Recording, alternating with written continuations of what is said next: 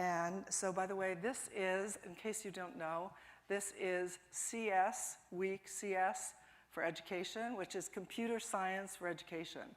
And so you're supposed to, in class, hopefully, have, it's called an hour of code.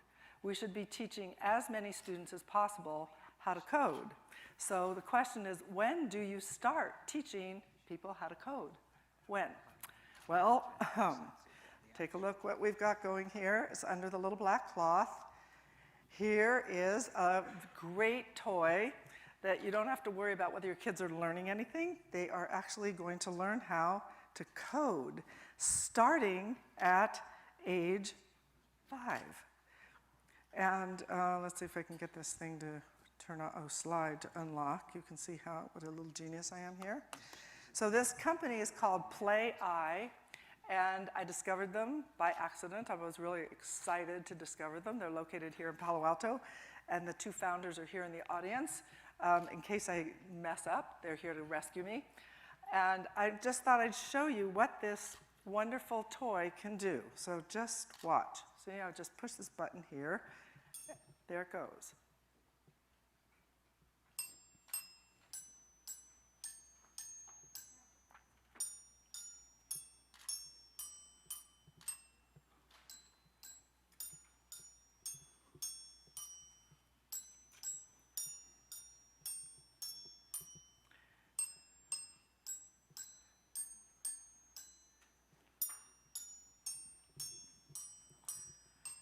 So there it is.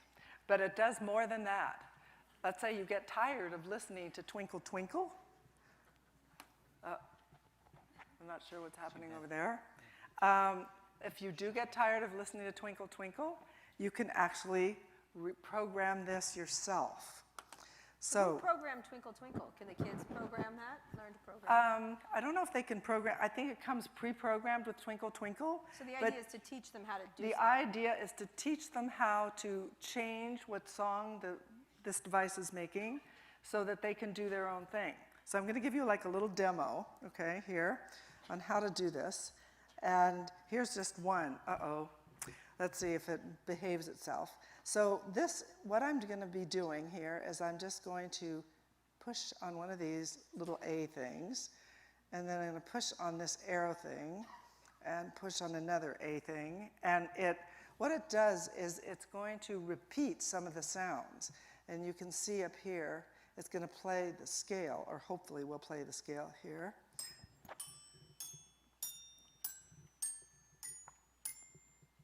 Notice. Does this, okay? So then it says, good job, and so I can go and do something else. So here's another one. I can do these 2 of those, and then I'll do, I think, one of these. Hopefully I've done it correctly. And here we go. Let's see. It's going to skip notes this time. Oh, do it twice. So the idea, so kids, of course, they can play all sorts of things. They can do anything they want here. So let's say you want to make a mistake, or you don't want to make a mistake, but you just let kids do something that they just normally do, which is kind of crazy. And let's see what it does. Oh my God, it's still doing it. Well, okay. Well, no, but it says, see here, it says I did not do it correctly. I don't know if you can see that. Somehow or other, this machine is not working. Have I done? There we go. So now, see? And it says, nope, did it wrong, or whatever, in another way.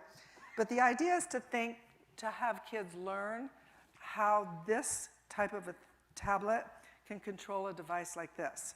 And so my question to the founders was, well, I can just see kids doing this over and over and over and over and over again, and it would drive the parents a little nutty.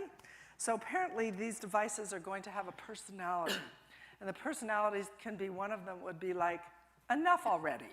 You've done this too much, you can now switch to something else. So there'll be a couple or 3 personalities that you can get in your device, and notice that it has an eye. I don't know if you can see it from there, but anyway, the eye is supposed to make it look like, you actually see it has a personality. It looks more like a personality than just a regular toy. So this is one way to get kids doing something that is meaningful, educational, and hopefully getting them involved in coding really early. And so that's why I was very excited to find it. You know, you're a journalism professor. Yes. A teacher. Yes. Do you think that all of us, this is a big push for Hour of Code. It's a very laudable effort that they're doing. But is that at the expense of anything else? I mean, you've been an educator for a long time. Basic, or do you think that it's just inevitable that every journalist, for example, you're building a big facility at Pali. How do you think about that, having done it for so long? So I do think that every kid should be taking some coding, and it should be part of some program. Program specifically that would work would be part of, for example, a math class would be able to do some. We're not talking about a lot of coding. It's just a way of thinking. And so this newspaper program, the Campanile that I run, the kids use more technology in that class than they do in any other class in the school, because everything is done on computer. The whole thing is sent over the internet. The websites, we build our own websites. We broadcast every day. We use technology to do the broadcasting. So the kids use technology, they apply it. In other words, they have to find out why it's important and then apply it at the same time. Actually, can I answer your question too? Because I've been involved in the Hour of Code.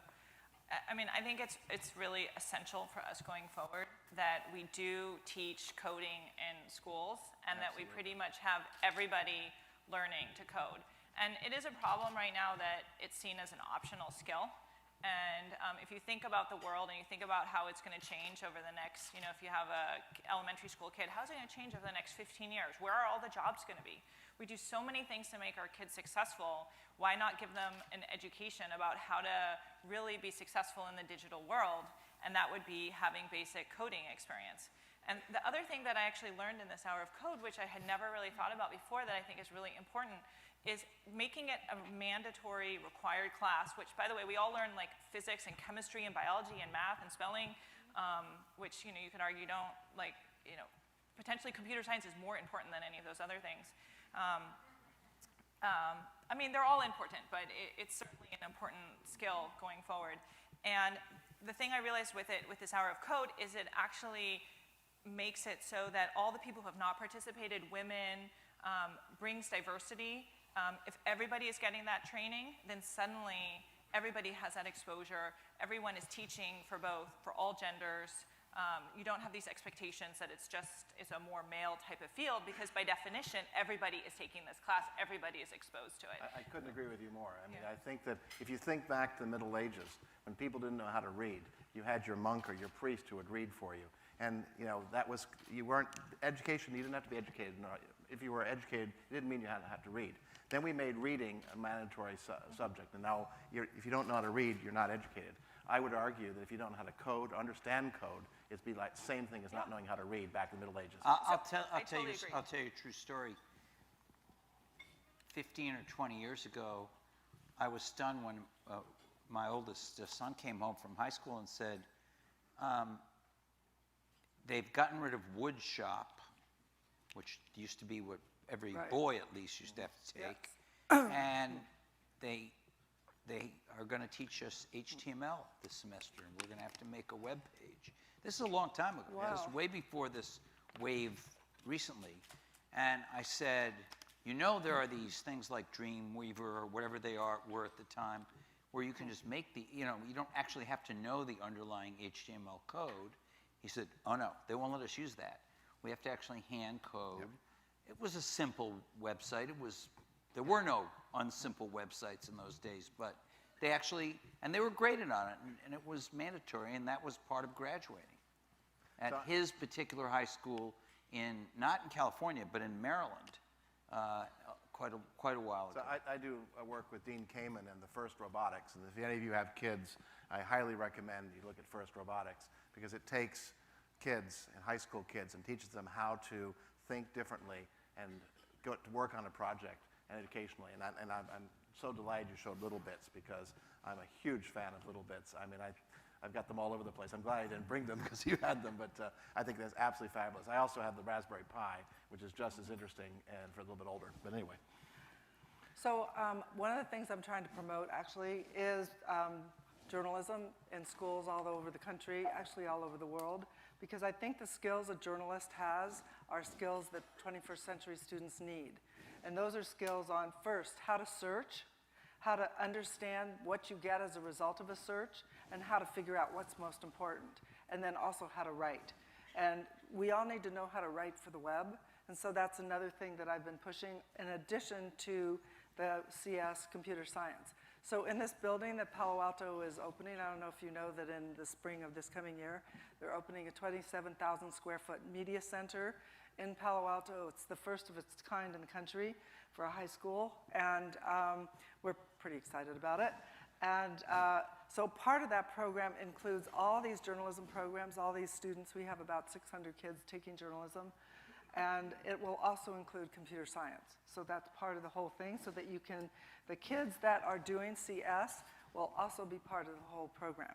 So I think it's a very important thing. So I hope that everybody is going to be able to have toys like that for their kids, as opposed to these things that I've seen it, I don't want to say where, but they repeatedly do the same thing all over and over again, and that people really don't learn much of anything, and kids really don't learn anything.